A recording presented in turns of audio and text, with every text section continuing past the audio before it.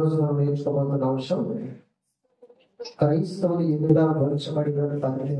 అపోస్తలుడైన పౌలు హెబ్రీయులకు రాసిన పత్రిక 12వ అధ్యాయం 1-2 వచనాలు. ఎంత గొప్ప సాక్షి సమూహం మేఘము వలె మనలను ఆవరించి ఉన్నందున మనము కూడా ప్రతి భావము సులువుగా చిక్కులు పెట్టు పాపములను విడిచిపెట్టి విశ్వాసములకు కర్తయు దానిని కొనసాగించువాడునైన యేసు వైపు చూచుచు మన ఎదుట ఉంచబడిన పందెములో ఓపికతో పరిగెత్తుదము. ఆయన తమ ఎదుట ఉంచబడిన ఆనందము కొరకైన అవమానమును నిర్లక్ష్య పెట్టి శిలువను సహించి దేవుని సింహాసనం యొక్క ముడిపార్శ్వమున ఆశీనుడై ఉన్నాడు. దయచేసి అందరూ దేవుడు మొదటి నుంచి కూడా మరి తన పిల్లలైనటువంటి వారి ఎదుట పందెం అనే దాన్ని దేవుడు ఉంచాడు. ఆ పందెంలో గెలిస్తేనే దేవుడు ఇచ్చిన జీవాన్ని పొందుకుంటాడు. ఆ పందెంలో నువ్వు గెలిస్తేనే పరలోకానికి నువ్వు వెళ్తావు. ఆ పందెంలో నువ్వు ఓడిపోయినట్లయితే నిత్యత్వాన్ని పరలోకాన్ని నువ్వు మరి పోగొట్టుకునేటువంటి పరిస్థితి వస్తూ ఉంటుందండి. కాబట్టి పందెము అంటే అర్థం ఏంటంటే మనం ఈ లోకంలో పరుగు పందాలు చూస్తూ ఉంటాం. ఆ పరుగు పందాలు అనేక మంది పార్టిసిపేషన్ చేస్తూ ఉంటారు. మరి ఆ పరుగు పందంలో పరిగెత్తి పరిగెత్తి పరిగెత్తి చివరగా ఎవరైతే ఆ యొక్క గోల్ చేరుకుంటారో, గమ్యస్థానాన్ని చేరుకుంటారో వారు విజేతగా నిర్ణయించబడతారండి. ఈ పరుగు పందంలో చాలా మంది పరిగెత్తుతారు. కొంతమంది వెనకబడిపోతుంటారు, కొంతమంది మధ్యలో ఆగిపోతూ ఉంటారు, కొంతమంది ఫస్ట్ స్పీడ్గా పరిగెట్టి మధ్యలో వేగం తగ్గిపోతూ ఉంటుంది, కొంతమంది చివరి వరకు పరిగెత్తి చివరిలో వేగం తగ్గిపోతూ ఉంటుంది. కానీ కొంతమంది మాత్రం చివరి వరకు కూడా ఓపికతో పరిగెత్తి బహుమందిని సంపాదించుకోవడానికి ఓపికతో పరిగెత్తుతారు. అలాగే ఈ గ్రూప్ మీద చాలా రకాలైన పందాలు కాయడం, పందాలు పెట్టుకోవడం చూస్తూ ఉంటారు. ఆ పందెం దేనికి అని అంటే ఒక బహుమతి కొరకు, ఒక బహుమతిని నువ్వు పొందుకోవడానికి, ఒక బహుమతిని నువ్వు సంపాదించుకోవడానికి పందెం. అయితే దేవుడు కూడా మనం చూసినట్లయితే పందెపు రంగంలో మనల్ని ఉంచాడు. దేవుడు కూడా పందెపు రంగంలో మనం ఉంచాడు. ప్రతి క్రైస్తవుడు ముందు కూడా పందెం ఉన్నది అనే సంగతి మీరు అర్థం చేసుకోవాలి. పందెంలో నువ్వు ఉన్నావు. ఇక్కడ పౌలు ద్వారా దేవుడు ఏమని మాట్లాడుతూ ఉన్నాడంటే, ఎంత గొప్ప సాక్షి సమూహం మేఘము వలె మనల్ని ఆవరించి ఉంటుందన మనల్ని కూడా ప్రతి భారమును సులువుగా చిక్కులు పెట్టు పాపములను విడిచిపెట్టి విశ్వాసములకు కర్తయు దాన్ని కొనసాగించేవాడనైన యేసు వైపు చూచుచు మన ఎదుట ఉంచబడిన పందెములో ఓపికతో పరిగెత్తుదము. మన ఎదుట ఏముంచబడిందట? పందెం. మన ఎదుట పందెం ఉంచబడింది. ఆ పందెంలో కట పరిగెత్తాలట, మనం ఓపికతో పరిగెత్తాలట. అలా పరిగెత్తితేనే దేవుడు మనకి ఇవ్వాలనుకున్నటువంటి బహుమానాన్ని దేవుడు మనకి ఇస్తాడండి. మధ్యలో ఓపిక నశించిపోయింది అనుకోండి, మధ్యలో మనం పరిగెత్తడానికి అలసట చెందిపోయాం అనుకోండి, మధ్యలో ఆగిపోయాం అనుకోండి, దేవుడు మనకి ఇవ్వాలి అనుకున్నటువంటి బహుమానాన్ని ఇవ్వలేడండి. ఎవరైతే చివరి వరకు ఓపికతో పరిగెడతారో, ఎవరైతే ఆగిపోకుండా అలసిపోకుండా చివరి వరకు గమ్యస్థానం చేరే వరకు కూడా పరిగెడతారో వారికి దేవుడు ఇవ్వాలనుకున్నటువంటి బహుమానాన్ని ఇస్తాడు. ప్రతి క్రైస్తవులకు కూడా పందెం ఉన్నది అన్న సంగతి మీరు అర్థం చేసుకోవాలి. అక్కడ పౌలు ద్వారా దేవుడు ఎవరు మాట్లాడుతున్నాడంటే, ఎంత గొప్ప సాక్షి సమూహం ఏంటండి. దేవుడట అనేక మందిని సాక్షిగా ఉంచడట, మనకు అనేక మంది జీవితాలు సాక్షిగా ఉంచాడంట. మనకి అనేక మంది వారి జీవితాలను మనకు సాక్షిగా ఉంచాడంట దేవుడు. ఎవరిని సాక్షిగా ఉంచాడంటే ఒక అబ్రహామును సాక్షిగా ఉంచాడు. ఇస్సాకును సాక్షిగా మన ముందు పెట్టాడు. యాకోబుని సాక్షిగా మన ముందు పెట్టాడు. దావీదుని సాక్షిగా మన ముందు పెట్టాడు. హానోకుని సాక్షిగా మన ముందు పెట్టాడు. నోవహుని సాక్షిగా మన ముందు పెట్టాడు. ఇలా మనం చెప్పుకుంటూ పోతే ఎంతో మంది విశ్వాసుల్ని, నీతిమంతుల్ని సాక్షిగా పెట్టాడు మన ముందు దేవుడు. ఎందుకు అంటే ఎంత గొప్ప సాక్షి సమూహాన్ని, ఎంత గొప్ప సమూహాన్ని, విశ్వాసం కలిగినటువంటి వారిని, నీతి కలిగినటువంటి సాక్షి సమూహాన్ని దేవుడు మన ముందు ఎందుకు పెట్టాడంటే వారు ఎలాగైతే ఓపికతో పరిగెత్తారో వారి పద్ధతిలో మనం కూడా అలాగే ఓపికతో పరిగెత్తాలన్నది దేవుని ఉద్దేశం. మనం కూడా అలాగే ఓపికతో నీ ఎదుట ఉంచబడినటువంటి పందెంలో, రంగంలో ఓపికతో పరిగెత్తాలి. ఓపిక కావాలి, పరిగెత్తడానికి ఓపిక కావాలి. మధ్యలో నివసించిపోయి, అలసట చెందిపోయి, మధ్యలో విసిగిపోయి, మధ్యలో వేసాగిపోయి, మధ్యలో ఆగిపోతే నీ ఇవ్వబడినటువంటి ఓపికతో పరిగెత్తకపోతే నీకు ఇవ్వబడినటువంటి బహుమానం, నీ కొరకు సిద్ధపరచబడినటువంటి బహుమానాన్ని నీవు పొందుకోనివ్వండి. అందుకే నువ్వు పరిగెత్తడానికి ముందే, నువ్వు పందెపు రంగంలో దిగడానికి ముందే దేవుడు గొప్ప సమూహాన్ని ముందు పెట్టాడట. చూడాయన దావీదుని చూడు, అబ్రహాముని చూడు ఎలా పరిగెత్తాడో, ఇస్సాకుని చూడు ఎలా పరిగెత్తాడో, యాకోబుని చూడు ఎలా పరిగెత్తాడో, దావీదుని చూడు ఎలా పరిగెత్తాడో. నువ్వు కూడా వారి వల్ల పరిగెడితే ఇదిగో పరదేశంలోకి వస్తావు. నువ్వు కూడా వారి వల్ల పరిగెడితే పరలోకానికి వస్తావు. నువ్వు కూడా వారి వల్ల పరిగెడితే జీవితమైనటువంటి బహుమానాలను పొందుకుంటావు. లేకపోతే పొందుకోలేవు అని చెప్తున్నాడు. పొందుకోలేవు. కిందంటున్నాడు, మనలను ఆవరించి ఉన్నందున మనము కూడా ప్రతి భారము సులువుగా చిగురు పెట్టు పాపమును విడిచిపెట్టి అన్న చూడండి. ఏం చెప్పాడండి దేవుడు? మనం కూడా ప్రతి భారమును సులువుగా చిగురు పెట్టు పాపమును విడిచిపెట్టి, ప్రతి భారాన్ని నీకు ఎన్నో భారాలు ఉండొచ్చు, ఆ భారాన్ని సులువుగా సాతాన్ని చిగురు పెట్టి పాపంలో పడేసినట్టే ఆ పాపాన్ని విడిచిపెట్టి విశ్వాసములకు కర్తయు దాన్ని కొనసాగించువాడనైనా యేసు వైపు చూచుచు మన ఎదుట ఉంచబడిన పందెములో ఓపికతో పరిగెత్తుదుము. చూడండి, ఎదుట దేవుడు పందెం ఉంచాడు. పందెం రంగంలో నువ్వు ఉన్నావు. నువ్వు బాధ్యత ఏంటంటే ఇప్పుడు పరిగెత్తాలి. ఓపికతో పరిగెత్తాలి. అలా పరిగెడుతున్నప్పుడు అమ్మ ఎంత భారం ఉంది కదా, ఈ భారాలు పట్టుకుని నేను ఏం పరిగెడతాను, ఈ భారంలో నేను ఏమిటి ముందుకు సాధ్యము, ఇటువంటి కుటుంబ భారము, వ్యక్తిగత భారము, సమస్యలతో కూడుకున్నటువంటి భారము, అనారోగ్య సంబంధమైనటువంటి భారము, పరిస్థితుల ప్రభావంతో ఉన్నటువంటి భారం నాకు ఉండగా ఈ భారాన్ని పట్టుకొని ఏమి నేను దేవుని కొరకు ముందు సాగుతాను, ఈ భారాన్ని పట్టుకుని ఏమి దేవుని కొరకు నేను పరిగెడతాను, ఈ భారాన్ని పట్టుకుని ఏమి దేవుని సన్నిధిలో నేను ముందుకు వెళ్ళగలను అనుకోకూడదు.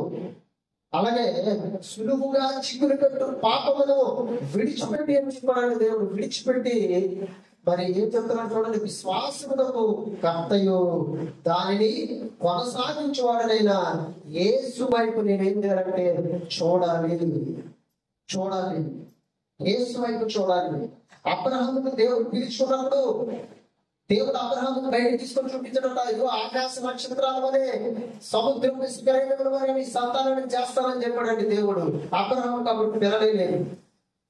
అయితే అబ్రహాము దేవుని వైపు చూస్తూ 100 సంవత్సరాల వరకు కూడా ఓపికతో దానిటువంటి పందెపు రంగంలో పరిగెత్తుతూనే ఉన్నాడండి. పరిగెత్తాడు.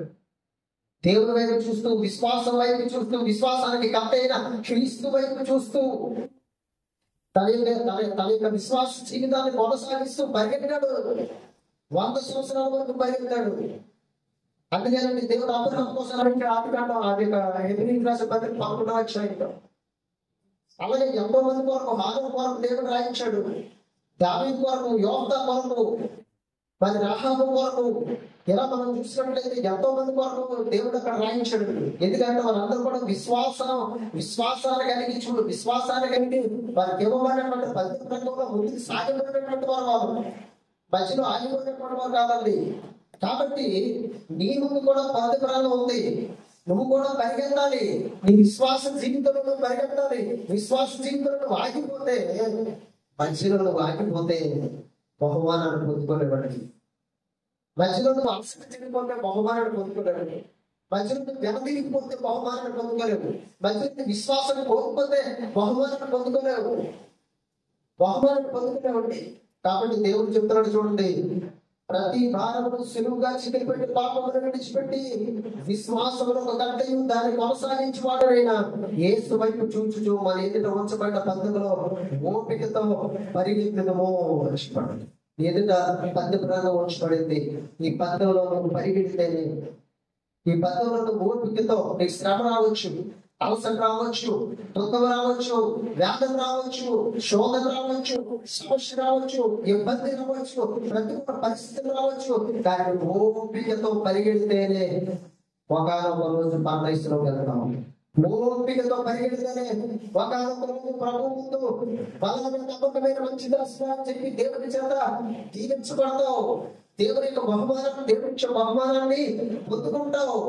ఓపికతో పరిగెడితేనే అనేక మంది ముందు దేవుడు నీకు జీవితమైనటువంటి బహుమానాన్ని పెడతాడు. ఓపికతో పరిగెడితేనే ఆ జీవ కిరీటాన్ని ధరించి ఇంకొక పరలోకానికి నీవు వెళతావు.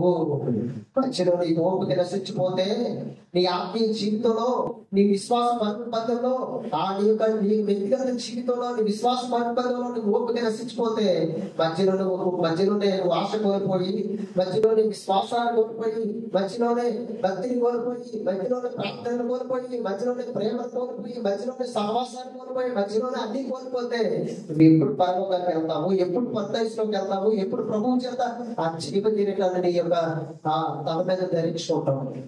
ఆలోచించండి. అందుకే దేవుడు సాక్షి సమూహాన్ని ముందుగానే నీ ముందు పెట్టాడు. నీ ముందు పెట్టాడు దేవుడు. ఎందుకో తెలుసా?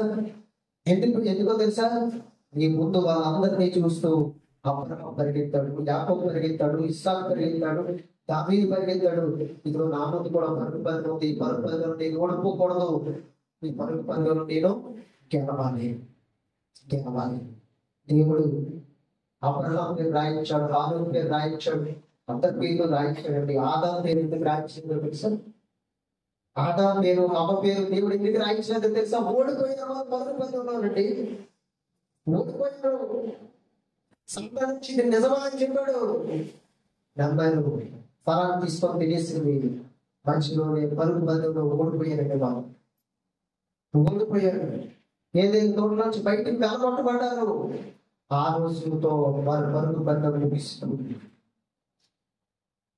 ఆ రోజుతో పరుగు పందెం ముగిస్తుంది.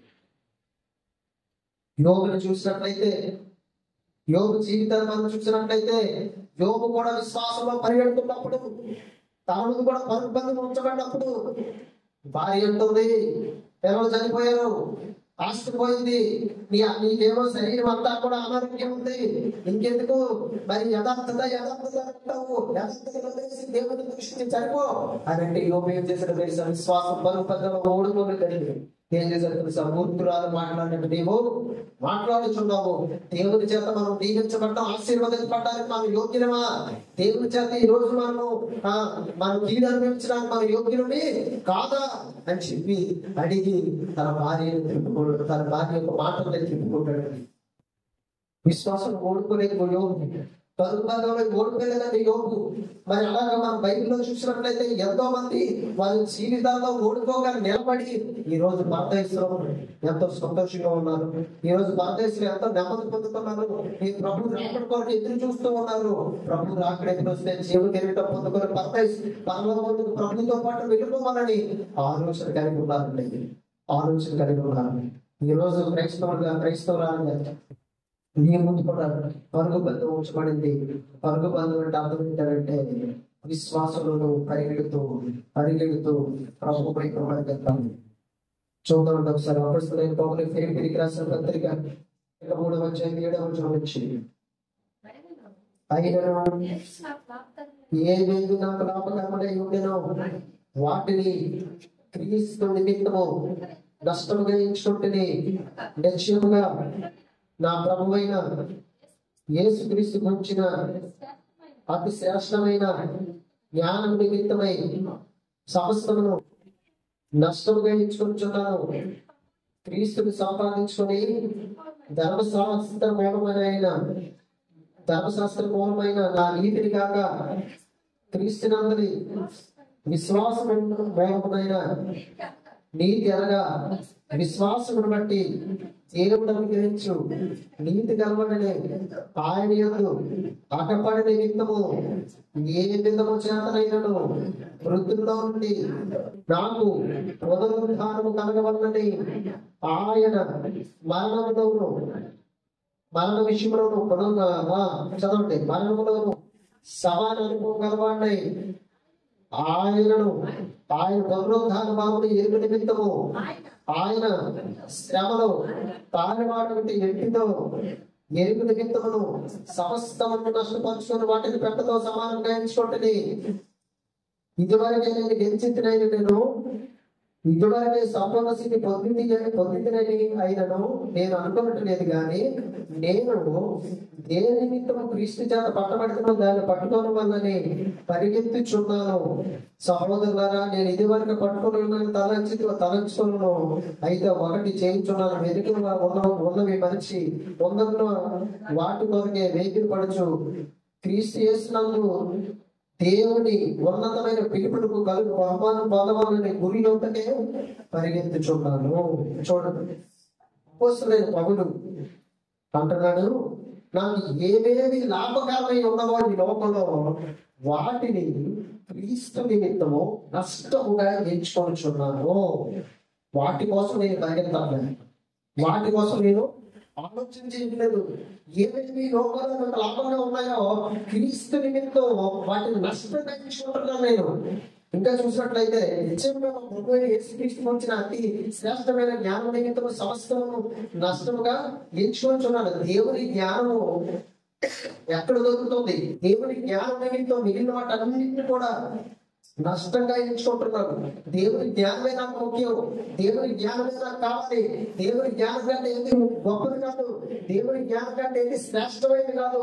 ఆ జ్ఞానం నిమిత్తం నాకు కలిగిన వాటి అన్నింటిని కూడా నేను నష్టంగా ఎంచుకుంటున్నాను. 9వ వచనంలో క్రీస్తును సంపాదించుకొని ధర్మశాస్త్ర మూలమైన నా నీతిని కాక క్రీస్తునందరి విశ్వాసము మూలమైన నీతి అనగా విశ్వాసమును బట్టి దేవుడు అనుగ్రహించు నీతి గలవాడిని ఆయన యందు అడ్డపడి నిమిత్తం దేవుడు నాకు అనుగ్రహించినటువంటి నీతి మరి ఆ నాలో కలిగి ఉండి ఆ నీతిని నా ప్రభువుకి నేను కనపరచడానికి, ఆ నీతిని బట్టి దేవుడు ఇదిగో నేను నీతి మంత్రులుగా కనపడడానికి ఏ విధం చేతనైనా మృతుల్లో నుండి నాకు పునరుద్ధానం కలగవాలని ఆయన మరణ విషయంలోనూ సమాన అనుభవం కలవాలని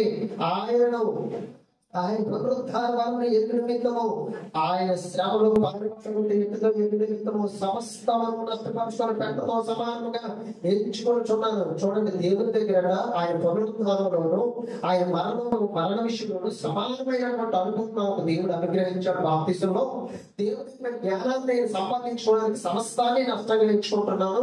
దేవుని నిమిత్తము క్రీస్తు నిమిత్తము మరి నాకు ఏదైతే లాభకరమైనదో వాటన్నింటినీ కూడా సమస్తం నష్టంగా నేను ఎంచుకుంటున్నాను అని చెబుతూ 12వ వచనం ఏమన్నాడు చూడండి, ఇదివరకే నేను గెలిచిందేనని అయినను, ఇదివరకే సంపూర్ణ స్థితి పొందిందినని అయినను నేను అనుకుంటలేదు, కానీ నేను దేని నిమిత్తము క్రీస్తు చేత పట్టబడితను దానిని పట్టుకొనవలనని పరిగెత్తుచున్నాను. చూడండి, దేని నిమిత్తము అక్కడ చూడండి 12వ వచనం ఏమంటాడంటే, ఇదివరకే నేను గెలిచానని అనుకోవట్లేదు, ఇదివరకే సంపూర్ణ స్థితి నేను పొందానని అనుకోవట్లేదు, కానీ ఏమంటాడు చూడండి, నేను దేని నిమిత్తము క్రీస్తు చేత పట్టబడితేనో దానిని పట్టుకోవాలని పరిగెత్తుచున్నాను అన్నాడు. ఏది పట్టుకోవాలని పౌలు పరిగెత్తుతున్నాడు? దేనికోసం పౌలు పరిగెత్తుతున్నాడు? తన ముందు ఉంచబడిన 11వ పద్యంలో దేని నిమిత్తము పౌలు పరిగెత్తుతున్నాడు, దేని నిమిత్తము దేని కోసం పౌలు అంత ఆతృప్తి కలిగి, అంత ఆసక్తి కలిగి తనకున్నటువంటి లాభమైనటువంటి వాటిని కూడా నష్టంగా ఎంచుకొని సమస్తాన్ని నష్టంగా ఎంచుకొని సమస్తాన్ని పెద్దతో సమానంగా తీసేసి దేని నిమిత్తం అంత ఆతృప్తి కలిగి పరిగెడుతున్నాడంటే, ఇదిగోనండి పరలోకం కోసం అండి, నిత్య జీవం కోసం అండి, అక్షయమైన శరీరం కోసం, పరదైస్ కోసం, సమస్తాన్ని నష్టంగా ఎంచుకొని, ఇంకా దీనికోసం కాదు నేను పరిగెత్తవలసిందని నా భక్తులను నష్టంగా ఎంచుకొని, క్రీస్తు జ్ఞానం నిమిత్తం, క్రీస్తు ఎదుట దేవుడు తనకు ఇచ్చినటువంటి నీతిని కనపరచుకోవడానికి, దేవుడు ఆయన యొక్క మరణ విషయంలో, పునరుద్ధాన విషయంలో పాల్గొనిచ్చినటువంటి విషయం నిమిత్తం దేవుడు తాను ఇచ్చినటువంటి నీతిని దేవుడి ఎదుట కనపరచడానికి ఏం చేస్తున్నాడో తెలుసా? ఏవేమి దాని లాభకరమై ఉంటుందో వాటన్నింటినీ క్రీస్తు నష్టంగా ఎంచుకొని, ప్రతి దాన్ని కూడా పెంటతో సమానంగా తీసేసి, గురి ఎంతకే పరికరమని ఎందుకో తెలుసా? దేవుని చేత క్రీస్తు చేత దేని కొరకు క్రీస్తు చేత పట్టబడితేనో మరి దాని నిమిత్తం దాన్ని సంపాదించుకోవడానికి నేను పరిగెడుతున్నాను అన్నాడు. చూడండి, పరిగెత్తు ఏమంటాడు? ఇదివరకు నేను గెలిచిందని నేను ఇదివరకు సంపూర్ణ స్థితి పొందుతుందని ఆయనను నేను అనుకోవట్లేదు, కానీ నేను దేవుని నిమిత్తం క్రీస్తు చేత పట్టబడినాను, దానిని పట్టుకోవాలని పరిగెత్తుచున్నాను. నేను పట్టుకోవాలని పౌరులు పరిగెత్తుతున్నాడు తెలుసండి. పరదేశీ పరలోకాన్ని, నిత్య జీవాన్ని, మరి దేవుడు ఉండేటువంటి లోకాన్ని పట్టుకోవాలని పరిగెడుతున్నాను. పుల్లి దగ్గరికి పరిగెడుతున్నాను. 11 అంటున్నాడు, సహోదరులారా నేను ఇదివరకు పట్టుకోవాలని తలంచుకున్నాను, అయితే ఒకటి చేయించున్నాను, వెనుక ఉన్నవి మరచి ముందున్న వాటి కొరకే దేవుని పరచు క్రీస్తు యేసునందు దేవుని ఉన్నతమైన పిలుపును కరుగు బహుమానం పొందవాలని గుడి యొక్కకే పరిగెడుతున్నాను. ఈ దేని కోసం పరిగెడుతున్నాడు తెలుసా? గుడి దగ్గరగా పరిగెడుతున్నాడు. ఆపట్లేదు. తన ముందు కూడా బరువు కింద ఉంచబడింది. పౌరు ముందు శ్రమలు వెంటాడుతున్నాయి, వాటి వైపు చూడట్లే. గుడి దగ్గరగా పరిగెడుతున్నాడు. శ్రమలు వెంటాడుతున్నాయి, వాటి వైపు చూడట్లే. గుడి ఒక్కటే పరిగెడుతున్నాడు. కష్టం వెంటాడుతుంది, దాని వైపు చూడట్లే. గుడి ఒక్కటే పరిగెడుతున్నాడు. మరి శోధన వెంటాడుతుంది, దాని వైపు చూడట్లేదు. గుడి ఒక్కగా పరిగెడుతున్నాడు. మరి శ్రమలు మరి దాన్ని వెంటాడుతున్నాయి, వాటి వైపు చూడట్లేదు. గుడి ఒక్కటే పరిగెడుతున్నాడు. అలా పరిగెడుతూ క్రీస్తు దగ్గర బహుమానం పొందాలని బలాన్ని నమ్మకమైన మంచి దాచున్నాడు. ఇప్పుడు జీవి కిరీటాన్ని ముందు నీకు నేను తొలగిస్తున్నానని దేవుడు పౌరునికి జీవి కిరీటాన్ని ఇవ్వాలని, క్రీస్తు యొక్క బహుమానాన్ని పొందుకోవాలని గుడి వద్దకే పరిగెడుతున్నాడు. మధ్యలో అలసిపోలేదండి, మధ్యలో వెలుగుపోలేదండి, మధ్యలో విశ్వాసాన్ని కోల్పోలేదండి, మధ్యలో ప్రార్థన కోల్పోలేదు పౌరుడు, మధ్యలో భక్తిని కోల్పోలేదు, మధ్యలో దేవునితో ఉన్నటువంటి సహవాసాన్ని కోల్పోలేదు, మధ్యలో దేనిని కూడా పౌరుడు కోల్పోలేదు. ఏం చేస్తున్నాడో తెలుసా? గురి యొక్కకే పరిగెడుతున్నాడండి. గురి యొక్కకే పరిగెడుతున్నాడండి. కాబట్టి మనం గమనించవలసినటువంటి విషయం ఏంటంటే, క్రైస్తవుడిగా నీ ముందు కూడా పరుగు పెద్ద ఉంది. ఏంటంటారు పరుగు పెద్ద? విశ్వాసంలో, ఆత్మీయ జీవితంలో నువ్వు పరిగెడుతూనే ఉంటాను, ముందుకు సాగిపోతూనే ఉండాలి. క్రీస్తుని చూస్తూ సాగిపోతూ ఉండాలి. విశ్వాసం అంటే కర్తయు దాన్ని కొనసాగించేవాడైన క్రీస్తు వైపు చూచు అని చెప్పాడు. చూడండి, హెబ్రీయులకు రాసిన పత్రికలో చదువుతాం. చూడండి ఒకసారి పౌలు హెబ్రీయులకు రాసిన పత్రిక 12 చదువుదాం ఒకసారి. ఎంత గొప్ప సాక్షి సమూహం దేవుని లాభించి ఉన్నందున మనము కూడా ప్రతి భారము సులువుగా చీకటి పెట్టు పాపములను విడిచిపెట్టి విశ్వాసమును కట్టి దాన్ని కొనసాగించేవాడునైనా యేసు వైపు చూచుచు మన ఎదుట ఉంచబడిన బంధములను ఓపికతో పరిగెత్తడము. చూడండి, ఈరోజు ఎంతమంది ఓపికతో పరిగెడుతున్నారు? మీకు ఇవ్వబడిన ఎంతమంది ఓపికతో పరిగెడుతున్నారు? ఈరోజు మనం చూస్తే చాలా మంది ఓపికతో పరిగెత్తట్లేదు. చాలా మంది ఆసక్తి లేదు. కొంతమంది నడుస్తున్నారు, కొంతమంది ఏమండి నిలబడిపోతూ ఉన్నారు, కొంతమంది ఆగిపోతూ ఉన్నారు, మరి కొంతమంది స్లోగా పరిగెడుతున్నారు, మరి కొంతమంది వారికంటే కొంచెం వేగంగా పరిగెడుతున్నారు, మరి కొంతమంది వేగంగా పరిగెడుతున్నారు. గురి యొక్క క్షానాలని అర్థమవుతుంది. ఓపిక మధ్యలో కోల్పోతే నువ్వు బహుమానాన్ని పొందుకోలేవంటే క్రీస్తు దగ్గర నుంచి. ఓపిక మధ్యలో నశించుకోకూడదు, పరిగెత్తాలి. క్రైస్తవుడిగా పరుగు నీ ముందు ఉంచబడింది. పరిగెత్తాలి ఓపికతో. పాపం పరిగెత్తిన కొన్ని రోజులు తినలేదు, పాపం పరిగెత్తిన కొద్ది రోజులు తినలేదు ఫలాన్ని, కానీ సాతాను సులువుగా చిక్కులు పెట్టి పాపం రావాలని చూడండి. సులువుగా చిక్కులు పెట్టిస్తాడు. సులువుగా ఏమన్నాడు? ఇది నిజమా? నీ చెట్టు ఫలాన్ని తింటే చనిపోతారని దేవుడు చెప్పాడు మీతో, మీరు చావలే అని చెప్పగానే అక్కడ సులువుగా చిక్కుపెట్టి అంటుంది. వారి పరుగు బంధం అక్కడితో ఆగిపోయింది. వారి పరుగు బంధం అక్కడితో అనేది. కానీ పౌరుల కాబట్టి రక్షించబడినది అనుకోండి, ఎన్నో శ్రమలు ఎదురయ్యాయి, ఎన్నో శోధనలు ఎదురయ్యాయి, ఎన్నో రాళ్ళ దెబ్బలు తిన్నాడు, ఎన్నో మరణ దెబ్బలు తిన్నాడు, ఎన్నోసార్లు ఉపద్రవాలు ఎదుర్కొన్నాడు, ఎన్నోసార్లు వస్త్రాలు లేనటువంటి పరిస్థితి, ఎన్నోసార్లు ఆహారం లేనటువంటి పరిస్థితి, ఎన్నోసార్లు నిద్ర లేనటువంటి పరిస్థితి, అని ఎన్నోసార్లు బద్దలైపోయి నీటిలో మునిగిపోయినటువంటి పరిస్థితి. ఇటువంటి భయంకరమైన పరిస్థితుల్లో కూడా ప్రతి భారాన్ని కూడా పక్కన పెట్టి సులువుగా చీకటి పెట్టి ప్రతి పాపాన్ని విడిచిపెట్టి యేసుక్రీస్తు వైపు చూస్తూ తనకేమోబడ్డ పరుగు బంధంలో వెనుకున్న వాటిని మంచి ముందున్న వాటిని చూస్తూ పరుగు బంధంలో ఓపికతో పరిగెత్తాడు. ఈ రోజు క్రైస్తవుడా నీ జీవితంలో దేవుడు నీ ముందు పరిపాలించాడు, పరలోకమైనటువంటి గమ్యస్థానాన్ని ముందు పెట్టాడు. మరి నువ్వు ఏం చేయాలంటే ఓపికతో క్రీస్తు వైపు చూస్తూ పరిగెత్తాలి. ఓపికతో క్రీస్తు వైపు చూస్తూ నువ్వు ఎప్పుడైతే పరిగెడతావో ఆ రోజే నువ్వు పరలోకానికి చేరుకోగలవు, ఆ రోజు నుంచి జీవనం పొందుకోగలవు, ఆ రోజు అక్షయమైన శరీరాన్ని పొందుకోగలవు. ఈ యొక్క మధ్యలో నీకు ఒక సమస్యను బట్టి సాతాన్ని సులువుగా చిక్కిరి పెట్టి పాపంలో పడేసి పాపంలో పడేసి పాపాన్ని బట్టి నువ్వు మధ్యలో ఆగిపోతే, నీకున్నటువంటి భారాన్ని బట్టి నువ్వు మధ్యలో ఆగిపోతే, నీకున్నటువంటి శోధన బట్టి నువ్వు మధ్యలో ఆగిపోతే నీ పడుగు బంధం చివరి వరకు చేరదండి. పడుగు బంధం చివరి వరకు చేరదు. ఇంకేమన్నా చూడండి ఒకసారి 12వ అధ్యాయం మొదటి వచనం మరోసారి చదవండి. ఎంత గొప్ప సాక్షి సమూహము మేఘము వలె మనల్ని ఆవరించి ఉన్నందున మనం కూడా ప్రతి భారమును సులువుగా చిక్కిలి పెట్టు పాపమును విడిచిపెట్టి విశ్వాసమునకు కర్తయు దాన్ని కొనసాగించువాడినైనా యేసు వైపు చూచుచు మన ఎదుట ఉంచబడిన బంధములు ఓపికతో పరిగెత్తడము. ఆయన తాను ఎదుట ఉంచబడిన ఆనందము కొరకై అవమానమును నిర్లక్ష్య పెట్టి శిలువను సహించి దేవుని సింహాసనం యొక్క కుడి పార్శ్వన ఆసీనుడై ఉండెను. చూడండి, ఇక్కడ మనం చూసినట్లయితే యేసుక్రీస్తు ముందు కూడా ఒక పరుగు బంధ ఉంచబడిందండి. బాగా వినాలి. అందరి ముందు, ఆదాము ముందు ఒక పరుగు బంధ ఉంచబడింది, అబ్రహాం ముందు, ప్రతి ఒక్కరి ముందు కూడా పరుగు బంధం ఉంచబడింది. ఆఖరికి యేసుక్రీస్తు ముందు కూడా ఒక పరుగు బంధము ఉంచబడింది. యేసుక్రీస్తు ముందు ఉంచబడిన పరుగు బంధం ఏంటంటే, ఈ భూమి మీద ఉంచబడింది. ఈ భూమి మీద ఆయన 33.5 సంవత్సరాలు ఇవ్వబడ్డాయి.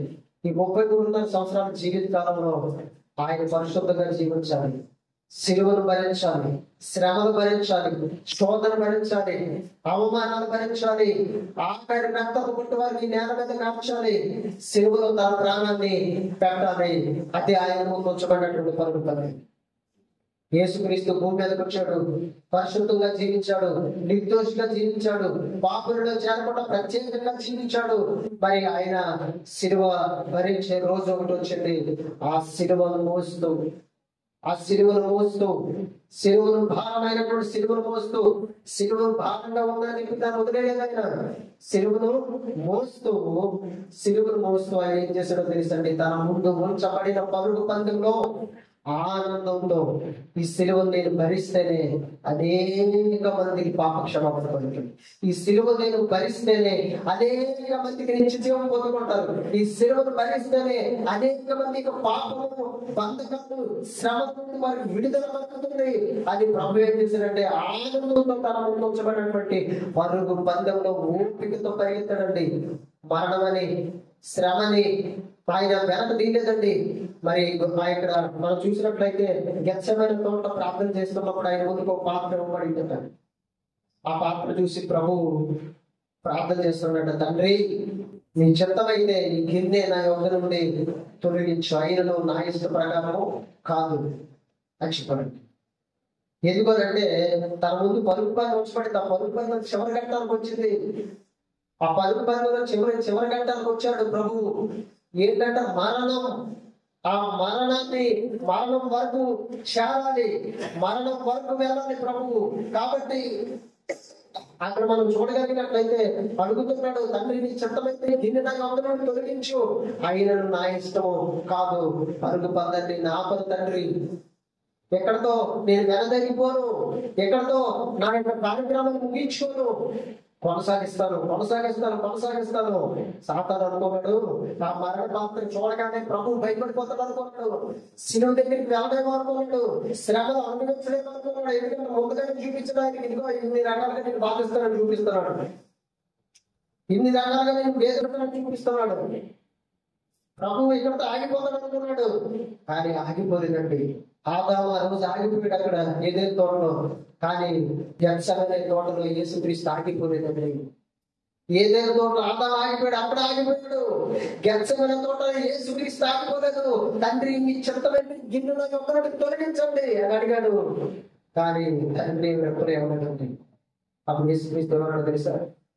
ఆయనను నా ఇష్ట ప్రకారము కాదు, నీ ఇష్ట ప్రకారమే జరిగించండి. సిలువను భరించడండి. ఆగిపోలేదు ఆయన. తన పరుగు పందెం ఆపేలేదు. కొరడ దెబ్బలు తిన్నాడు, పరుగు పందెం ఆపేలేదు. రాళ్ళతో కొట్టబడ్డాడు, అనేక మంది అలచకులతో కొట్టారు. యేసును దేవుడి కుమారుడు అయితే ఇక్కడ ఎవరు కొట్టారని చెప్పు అని ఆయన అపహసించారు. పరుగు పందెం ఆగిపోలేదండి. పరుగు పందెం కొనసాగించాడు ప్రభు. కొరడాలతో కొడుతున్నారు, వీపు శోధమైన దుఃఖపడింది, పరుగు పందెం ఆగిపోలేదు. భారమైన శిలువైన భుజాల మీద మోపబడింది, భారమైనటువంటి ముళ్ళు తల మీద పెట్టబడింది. అప్పుడు కూడా పరుగు పందెం ఆగిపోలేదండి. పరుగు బంధం కొనసాగుతుంది. వీధుల్లో ప్రభువుని శిలువ మోసి తీసుకొని వెళ్తున్నారు. అనేక మంది నడుస్తుంటే కొంతమంది అపహసిస్తున్నారు, కొంతమంది దూషిస్తున్నారు. పరుగు బంధం ఆగిపోలేదు. శిలువ మరణం గొంగొంద కొండ వరకు చేరింది. పరుగు బంధం ఆగిపోలేదండి. శిలువలో మేకలు వేశారు, కాళ్ళకు మేకలు వేశారు, శిలువ నిచ్చెన పెట్టారు. రక్తపు బిందువులు పడిపోతున్నాయి, రక్తము సార్ల వల్ల దారుణం వల్ల కాలిపోతుంది శిలువ మీద నుండి నేల మీదకి. పరుగు బంధం ఆగిపోలేదు. శిలువలో చివరిగా ప్రభు ఏం చెప్పాడు తెలుసా? తండ్రి సమాప్తమైనది, నువ్వు నాకు ఇచ్చినటువంటి పరుగు పందాన్ని నేను ముగించాను తండ్రి. నువ్వు నాకు ఇచ్చినటువంటి పరుగు పందాన్ని నేను ఏం చేశాను? ముగించాను. సమాప్తమైనది, ముగించాను నేను. మధ్యలో ఎక్కడ ఆపే నా పరుగు పందాన్ని. ఈ రోజు నీ ఎదురు ఉంచబడినటువంటి పందంలో ఓడిపోతున్నావా? సాతాను చేతిలో ఈ రోజు నీ ముందొచ్చినటువంటి పరుగు పందంలో మధ్యలోనే ఆగిపోతావా? నీకున్నటువంటి శ్రమ బట్టి, నీకున్నటువంటి అనారోగ్యాన్ని బట్టి, నీకున్నటువంటి దుఃఖాలు బట్టి, నీకున్నటువంటి వ్యాధులను బట్టి, నీకున్నటువంటి సమస్యను బట్టి మధ్యలోనే ప్రార్థన కోల్పోయి, మధ్యలోనే విశ్వాసాన్ని కోల్పోయి, మధ్యలోనే భక్తిని కోల్పోయి, లోకం వైపు చూస్తూ లోకంలో లోకాశ్రమంలో దిగిపోతున్నావా? ఒకసారి ఆలోచన చేయండి. సాతాను ఎలాంటి తెలుసా? పరుగు పందెంలో గెలవకుండా, పరుగు పందెంలో చివరి వరకు చేరకుండా, మధ్యలోనే భారాన్ని, మధ్యలోనే సులువుగా చికెన్ పెట్టే పాపాన్ని పెట్టి నేనేం చేస్తానంటే పరుగు పందెంలో పార్టిసిపేషన్ చేయకుండా, ఒకవేళ పార్టిసిపేషన్ చేసినా మధ్యలోనే నువ్వు ఆ పాపంలో పడిపోయేటట్లుగా, మధ్యలోనే ఆ భారంతో అక్కడే ఆగిపోయేటట్లుగా నేను చేసి చివరి వరకు నేను చేరనవ్వకుండా, చివరి వరకు కూడా నువ్వు పరలోకాన్ని వెళ్ళనవ్వకుండా, మధ్యలోనే నేను ఆపేసి, మధ్యలోనే నీకు అలసగా, మధ్యలోనే నీ భారాన్ని నీ మీద పెట్టి సులువుగా చిగిరి పెట్టి పాపంలో పడేసి నేను దేవుడికి దూరం చేసి నరకానికి దగ్గర చేస్తున్నాడు. ఒకసారి ఆలోచన చేయాలండి. ఒకసారి ఆలోచన చేయండి. దేవుడు ఆ రోజు ఆదాము చెప్పాడు, ఆదాము ఈ ఫలాన్ని తింటే చచ్చిపోతామని చెప్పాడు. పరుగు పందాన్ని కొనసాగించాడు. చాలా రోజులు తినలేదు, సాతాను ఇచ్చాడు, సులువుగా చిగిరి పెట్టాడు పాపాన్ని. తింటే చచ్చిపోవాలని చెప్పాడు, తినేశాడు. పరుగు పందెం ముగిసిపోయింది వాళ్ళకి. పరుగు పందెం ముగిసిపోయిందండి. పరుగు పందెం ముగిసిపోయింది. యేసుక్రీస్తు కూడా చివరిలో ఏం చేశారు తెలుసా?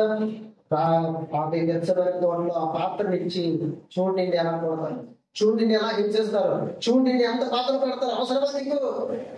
ఎంత కఠినమైన కూడా మరణం అవసరమా అని ఇస్తే యేసుక్రీస్తు చూసి, తండ్రి మీకు చిత్తమైతే నిన్ను నా యొద్ద నుండి తొలగించండి, శరీరం బలహీనంగా ఉన్నది, ఆత్మ సిద్ధమే అని చెప్పాడండి. కానీ తండ్రి ఇటువంటి రిప్లై ఇవ్వలేదు. ఎందుకంటే అది పూర్తిగా యేసుక్రీస్తు చేతిలో పరుగు పందాన్ని కొనసాగిస్తాడా, పనిని ఆపేస్తాడా? ఆదాములనే చూసాడండి. కానీ యేసుక్రీస్తు ఆపేయండి. మరణం వరకు కూడా ఆయన పరుగు పందాన్ని కొనసాగించాడు. ఏమన్నాడు తెలుసా? ఓ మరణమా నీ ముళ్ళు ఎక్కడ? ఓ మరణమా నీ విజయము ఎక్కడ? పరుగు పందాన్ని కొనసాగించడండి. పరుగు పందాన్ని కొనసాగించండి. పరుగు పందాన్ని కొనసాగించడం సంతోషంతో. ఒకటి చెప్తున్నాడు చూడండి ఒకసారి. ఆయన తన ఎదుట ఉంచబడిన ఆనందం కొరకై అవమానమును ఏం చేశాడంట? అవమానమును నిర్లక్ష్య పెట్టాడు. నువ్వు దేవుని కుమారుడు అయితే నేను ఎవరుకుంటారని చెప్పు అన్నారండి. అవమానాన్ని ఏం చేశాడు ఆయన? పక్కన పెట్టాడు, నిర్లక్ష్య పెట్టి సిలువను ఏం చేశాడట? సిలువ భారాన్ని సహించి దేవుని సింహాసనం యొక్క కుటుంబాసున ఆశీనుడైపోయాడండి. ఎందుకో తెలుసా? యేసుక్రీస్తు తెలుసు, ఈ రోజు ఈ సిలువ సహిస్తేనే, ఈ రోజు ఈ పరుగు పందులో నేను గెలిస్తేనే, ఈ పరుగు పందు కొనసాగి చివరి వరకు నేను వెళ్తేనే, ఈ పరుగు పందులో నేను గెలిస్తేనే, ఇదిగో ఒక రోజు దేవుని ఆయన కుటుంబాసులో నేను కూర్చుంటానని ప్రభువుకు తెలుసండి. అందుకేనండి దేవుడు ఏం చేశాడో తెలుసా? యేసుక్రీస్తు పరుగు పందులో చివరి వరకు కొనసాగాడు కనుక, గెలిచాడు కనుక ఆయన ఏం చేశాడో తెలుసా? పరలోకమందు ఉన్న వారిలో కానీ, భూమి మీద ఉన్న వారిలో కానీ, భూమి క్రింద ఉన్న వారిలో కానీ, ప్రతి వాని మోకాలు యేసు నామమున వంగునట్లు, ప్రతి వాని నాలుక తండ్రి అయిన దేవుని మహిమాంతమై యేసుక్రీస్తు ప్రభువు అని ఒప్పుకున్నట్లు అన్ని నామముల కన్నా పై నామం యేసుక్రీస్తుకి అనుగ్రహించాడు. ఎందుకు ఇచ్చాడు? గెలిచాడు ఆయన పరుగు పందెంలో. ఈ రోజు నువ్వు కూడా పరుగు పందెంలో గెలిస్తే, నీ ముందు ఉంచబడిన పరుగు పందెంలో నువ్వు ఓడిపోక, అడిసిపోక, ఓపికతో నువ్వు పరిగెత్తితే, ఒక రోజు యేసుక్రీస్తులాగా నిన్ను కూడా పరలోకంలో సింహాసనం మీద నీ తండ్రి కూర్చొని పెడతాడు. అది దేవుని ఉద్దేశం. సాతాను ఈలోగా సాతాను ఏం చేస్తాడంటే సులువుగా పాపాన్ని చిక్కులు పెట్టేస్తాడు. చిక్కులు పెట్టి ఏం చేస్తాడంటే నేను పాపంలో పడేస్తాడు. నీ మీద భారాన్ని మోపుతాడు. నువ్వు పరిగెత్తకుండా అలిసిపోవాలని భారాన్ని మోపుతాడు. కానీ ప్రభు ఏం చేశాడు తెలుసా? ప్రభు మీద కూడా మోపుడండి. ఏమంటాడు చూడండి, అక్కడ మీదనే అవమానం ఏం చేశాడంటే ఆయన నిర్లక్ష్య పెట్టినట్టు, పక్కన పెట్టేసినట్టు, అవమానించిన నిర్లక్ష్య పెట్టేసినట్ట, సిలువ మోపుడట. భారాన్ని సిలువ కూడా ఏం చేశాడంటే ఆయన సహించాడు. నీ మీద భారం ఇస్తే నువ్వేం చేయాలి? సహించాలి. సహనంతో, ఓపికతో నీ ముందు ఉంచబడినటువంటి పరుగు పందెంలో కొనసాగించాలి.